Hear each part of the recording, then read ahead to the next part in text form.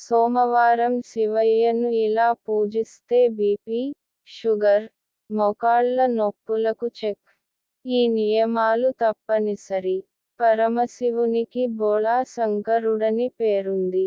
కాసిని నీళ్లు పోసి కొన్ని మారేడు దళాలు పెడితే చాలు సంతృప్తి చెంది కోరిన కోరికలు తీరుస్తాడు ఆ మహేశ్వరుడు. సోమవారం శివారాధనకు ఎంత ప్రత్యేకమో తెలిసిందే. మరి సోమవారం శివారాధనకు సంబంధించిన కొన్ని ముఖ్యమైన విషయాలను తెలుసుకుందాం. శివారాధనకు సోమవారం విశిష్టమైనది. మిగిలిన రోజులకన్నా సోమవారం రోజు శివయ్యను ఆరాధిస్తే శివానుగ్రహం శీఘ్రంగా లభిస్తుందని భక్తుల విశ్వాసం. శని దోషాలు పోగొట్టే శివారాధన. జాతకంలో ఏలినాటి శని, అర్ధాష్టమ శని, అష్టమ శని దోషాలు ఉన్నట్లయితే సోమవారం రోజు రాగి పాత్రలో గంగాజలం తీసుకొని రుద్రమంత్ర సహితంగా శివునికి అభిషేకం చేస్తే శని దోషాల వలన కలిగే బాధలకు ఉపశమనం కలుగుతుంది. ఇలా 11 సోమవారాలు నియమనిష్టలతో చేస్తే సత్వర ఫలితం ఉంటుంది. అభిషేకం చేసే శివలింగం రావి చెట్టు కింద ఉన్నట్లయితే మరింత శ్రేష్టం. ఈ పూజతో ఆరోగ్యమస్తు.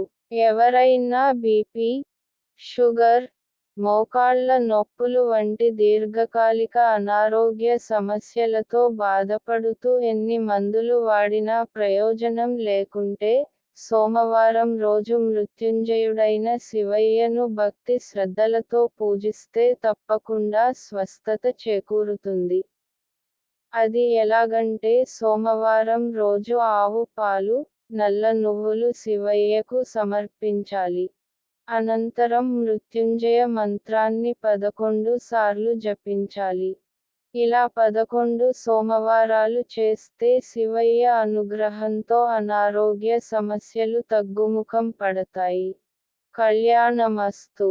ఎన్ని ప్రయత్నాలు చేసినా వివాహం కుదరక కళ్యాణంలో తరచుగా ఆటంకాలు ఎదురవుతుంటే సోమవారం రోజు సూర్యోదయం సమయంలో కుంకుమ కలిపిన జలంతో శివలింగానికి అభిషేకం చేసి శివునికి ఎండుద్రాక్ష నైవేద్యంగా సమర్పించాలి. ఇలా 11 సోమవారాలు చేస్తే త్వరగా వివాహం అవుతుంది. ఐశ్వర్యమస్తు. ఎంత కష్టపడి పని చేసినా చాలీచాలని ఆదాయం, అప్పుల బాధలు ఉంటే సోమవారం శివలింగానికి ఆవుపాలతో అభిషేకం చేసి మారేడు దళాలు సమర్పించి, బిల్వాష్టకం 11 సార్లు పఠించాలి. ఇలా 11 సోమవారాలు చేస్తే జీవితంలో ఎప్పటికీ ధనానికి లోటుండదు. అప్పుల బాధలు తీరిపోయి ఐశ్వర్యం ప్రాప్తిస్తుంది. రాజయోగం. రాజయోగం కోరుకునేవారు సోమవారం రోజు విభూతితో శివలింగానికి అభిషేకం చేసి, అనంతరం శివలింగం పైన ఉన్న విభూతిని ఇంటికి తీసుకెళ్లి ప్రతి రాత్రి నిద్రించే ముందు నుదుటన పెట్టుకుంటే ఊహించని విధంగా ఆకస్మిక ధనలాభాలు, ఉన్నత పదవి యోగం, రాజయోగాలు సిద్ధిస్తాయి. చిత్తశుద్ధి ముఖ్యం. శివయ్య పూజలో చిత్తశుద్ధి ఎంతో ముఖ్యం. ఏదో ఒకలాగా మొక్కుబడిగా పూజ పూర్తి చేసి ఫలితాల కోసం ఎదురు చూడటం శుద్ధదండగ. మనసా వాచా కర్మణా చిత్తశుద్ధితో పూజించిన వారికే సత్వర ఫలితాలు ఉంటాయి. శివుని పూజలో మనం సమర్పించాల్సిన ముఖ్యమైనది భక్తితో కూడిన మనసు.